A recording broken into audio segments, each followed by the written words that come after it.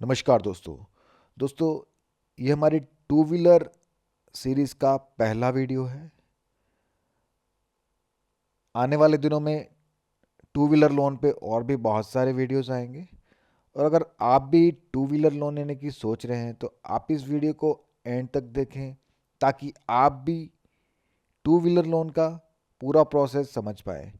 और आज के इस वीडियो में मैं आपको बताऊंगा कि स्टेट बैंक ऑफ इंडिया का टू व्हीलर लोन प्रोसेस क्या है, क्या डॉक्यूमेंटेशन होती है, मैक्सिमम कितना लोन अमाउंट मिलता है, इंटरेस्ट रेट क्या चार्ज होता है, बैंक आपके सिक्योरिटी क्या लेता है, मार्जिन रिक्वायरमेंट्स क्या होती हैं, चार्जेस क्या होते हैं और क्या पूरा प्रोसेस होता है। मैं हूं आपका दोस्त रोहित। स्वागत करता हूं आप सबका टेकी पंडित में और जुड़े रहिए हमारे साथ और भी ऐसे इंफॉर्मेशनल वीडियोस के लिए। तो आइए स्टार्ट करते हैं आज का ये वीडियो।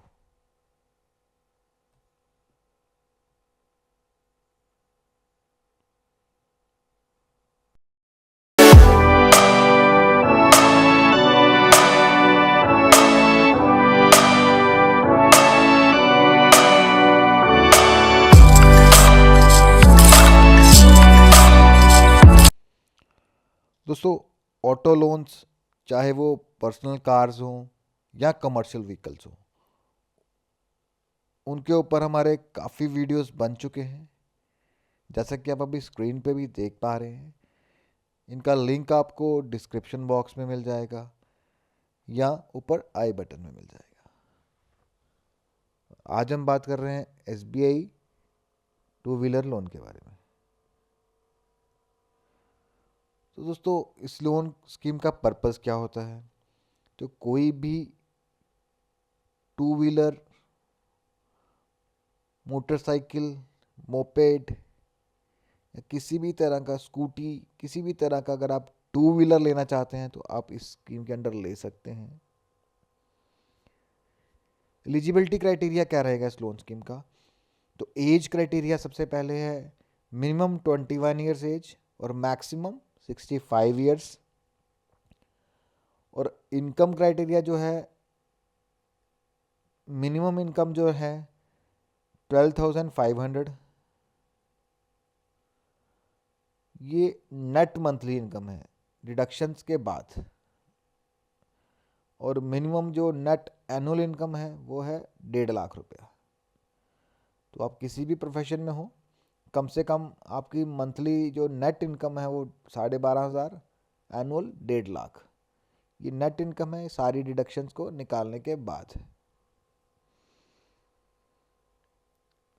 तो कोई भी permanent employee, state government, central government, public sector undertaking या प्राइवेट सेक्टर कंपनी में जो काम करते हैं, जो प्रेफरेबली जो बैंक के साथ, स्टेट बैंक के साथ सैलरी अकाउंट्स मेंटेन कर रहे हैं, या कोई प्रोफेशनल हो, सेल्फ एम्प्लॉयड हो या कोई और प्रोफेशन में हो, जो इनकम टैक्स एसएससी हो या बैंक के साथ डील कर रहे हो लास्ट 1 ईयर से और उनका कंडक्ट जो है सेटिस्फैक्ट्री हो, या आप एग्रीकल्चर में एंगेज हों और बैंक के साथ मिनिमम 1 ईयर का रिलेशन हो, चाहे वो सेविंग के रूप में हो, करंट अकाउंट के रूप में हो, टाइम डिपॉजिट के रूप में हो। और कोई भी एग्जिस्टिंग बोरोअर जिसकी ट्रैक रिकॉर्ड अच्छा है। तो किसी तरह से अगर आप बैंक से रिलेटेड है तो बैंक थोड़ा हेजिटेंट नहीं होता है उस लोन को देने में। हाँ, नए कस्टमर्स के लिए बैंक थोड़ा हेजिटेंट होता है, लेकिन फिर भी अगर आपके डॉक्यूमेंटेशन ओके है तो लोन मिल जाएगा। इसमें कोई इतना मुश्किल भी नहीं है। और लोन जो है वो होम ब्रांचेस में दिया जाएगा, जहाँ आपका अकाउंट है वही उसी ब्रांच में आपका लोन किया जाएगा। तो क्वांटम क्या रहेगा लोन का?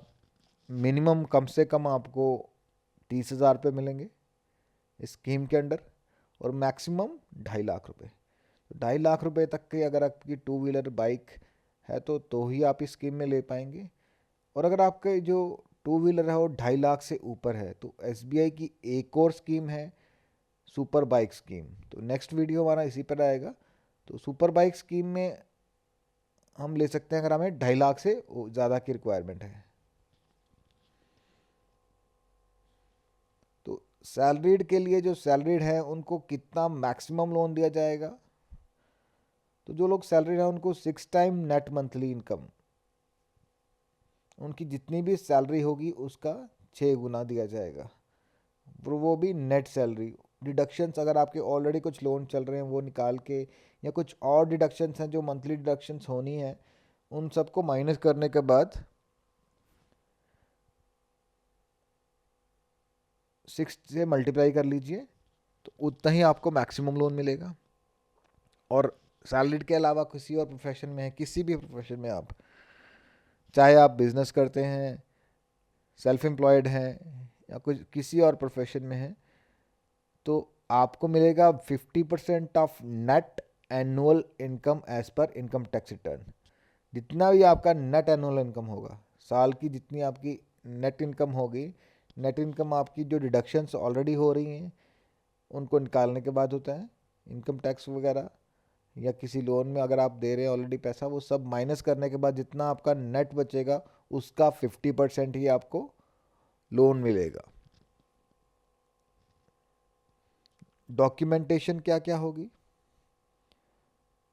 तो एप्लीकेशन फॉर्म तो होगा ही, केवाईसी बोरोवर का, और लेटेस्ट फोटोग्राफ्स। तो केवाईसी में क्या क्या दिया जाएगा? केवाईसी में आपका सबसे पहले एड्रेस प्रूफ। तो केवाईसी तो सबका लगेगा, चाहे कोई सैलरीड है या नॉन सैलरीड है। तो एड्रेस प्रूफ में आपका voter ID, gas connection bill, water bill, electricity bill, passport, Aadhaar card, या कोई भी वैलिड एड्रेस आईडी।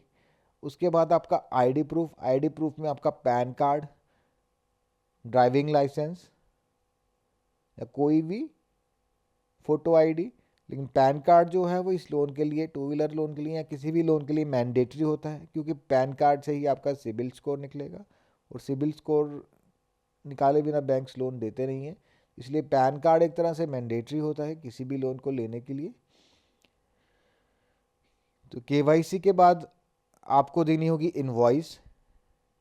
जिस भी कंपनी से आप ले रहे हैं टू व्हीलर, उसकी एक इनवॉइस होगी, आप उसको बोलेंगे वो आपको इनवॉइस दे देगा जिस पे सारी कॉस्ट वगैरह मेंशन्ड होगी। इनवॉइस के बाद में आपके जो इनकम प्रूफ्स हैं, तो इनकम प्रूफ वेरी करेंगे। अगर आप सैलरीड हैं तो आपको देना होगा लेटेस्ट आपकी लास्ट 3 एटलीस्ट सैलरी स्लिप्स।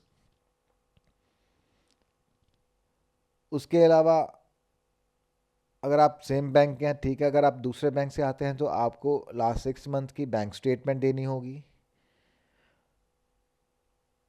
उसके अलावा फॉर्म 16 देना होगा सैलरीड को। और अगर आप नॉन सैलरीड हैं, तो अगर आप कोई बिजनेस करते हैं तो आपको अपने बिजनेस की बैलेंस शीट्स देनी होंगी, latest audited, profit and loss. उसके अलावा आपकी इनकम टैक्स रिटर्न्स। और या आप किसी भी और प्रोफेशन में हैं, सेल्फ एम्प्लॉयड हैं या किसी और प्रोफेशन में हैं, तो भी आपको अदर देन सैलरीड, तो आपको इनकम टैक्स रिटर्न देनी होगी लास्ट 3 ईयर्स की।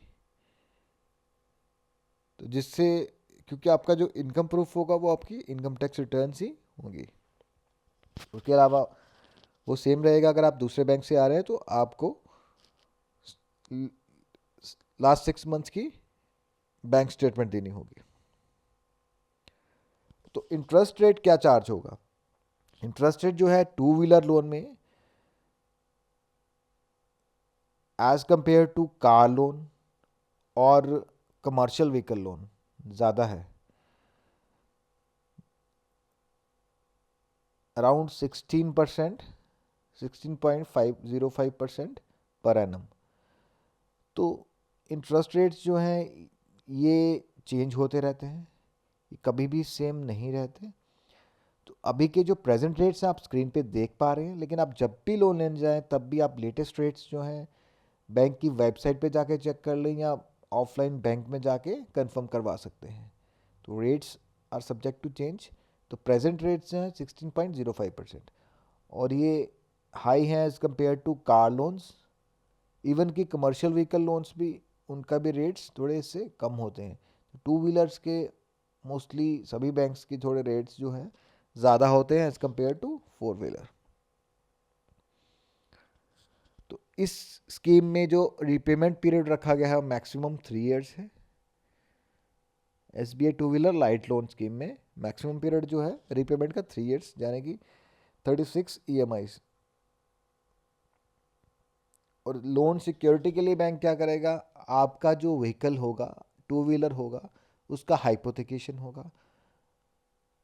RTO के पास आपके जो RC सर्टिफिकेट बनेगा उसके ऊपर बैंक का नाम आएगा, और वो बैंक का नाम तब तक नहीं हटवा सकते आप जब तक कि आप लोन जो है पूरा रीपे ना करते। तो इनडायरेक्टली वो बैंक ही उसका ओनर रहेगा आपकी बाइक का, जब तक आप लोन रिपे ना करते। बाइक आपके पास रहेगी लेकिन बैंक की एक स्टैंप रहेगी ऊपर, हाइपोथिकेशन रहेगी, वो तब तक रहेगी जब तक कि आप लोन रिपे ना करते। और लोन मार्जिन, तो मार्जिन कितना, 25% of the on road price of vehicle. जितना भी ऑन रोड प्राइस होगा, तो ऑन रोड प्राइस में आपका रजिस्ट्रेशन चार्जेस और वन टाइम इंश्योरेंस भी इंक्लूड कर सकते हैं। तो जितना आपका टोटल कॉस्ट पड़ेगा व्हीकल का, टू व्हीलर का, उसका 25%। फॉर एग्जांपल अगर आपका व्हीकल 1 लाख रुपए का बन रहा है तो 25% यानी कि 75,000 बैंक फाइनेंस करेगा, और 25,000 है जो आपको खुद से देना होगा।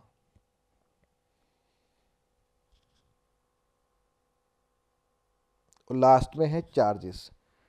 तो इस लोन स्कीम के चार्जेस जो हैं वो है 0.75% of the loan amount plus GST। Minimum 125 rupees और मैक्सिमम 250 रुपीज़ प्लस GST। और ये चार्जेस जो होते हैं these are also subject to change, और बहुत बार चार्जेस का वेवर भी चलता है, उस टाइम में बैंक कोई भी चार्जेस नहीं लेता है। और इसके अलावा आपको देने पड़ सकते हैं स्टैम्प ड्यूटी चार्जेस, जो कि वेरी करते हैं state to state, region to region. तो हर एक स्टेट के अलग होते हैं, आप जिस भी स्टेट में हैं उस स्टेट के आप कंफर्म करवा सकते हैं। तो ये था SBI two wheeler light loan scheme. तो दोस्तों कैसा लगा आपको आज का ये वीडियो, मुझे कमेंट बॉक्स में कमेंट करके ज़रूर बताएं। अगर आपको ये वीडियो पसंद आया तो वीडियो को लाइक करें, चैनल को सब्सक्राइब करें और वीडियो को शेयर करें। Thank you for watching.